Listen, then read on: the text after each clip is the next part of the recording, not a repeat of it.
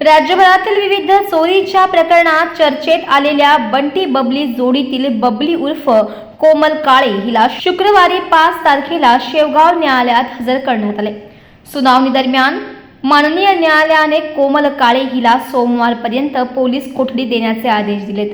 Social मीडियावर रीलद्वारे सतत दिसणारी हसतमुख आणि चंचल स्वभावाची कोमल काळे आज मात्र काहीशी लंगडत न्यायालयात हजर झाले। पोलिसांनी आवश्यक ती वैद्यकीय तपासणी करूनच तिला न्यायालयात आणल्याचं सांगितलंय।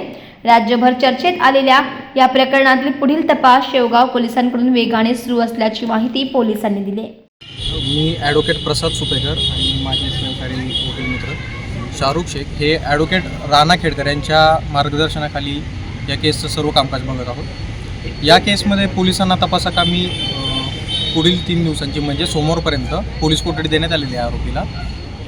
हे हा सर्व जो काही गुन्हा आहे हा खोटा असून आम्ही याचं पूर्ण कामकाज पाहत आहोत।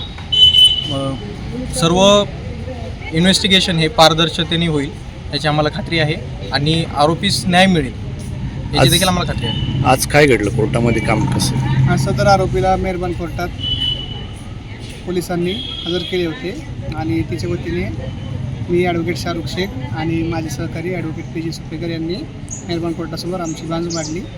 मेहरबान कोर्टाने सोमवारपर्यंत तिला PCR दिलेला आहे आणि पुढील तपास पोलीस करत आहेत। तसेच सोमवारी पुढील आर्ग्युमेंट होईल।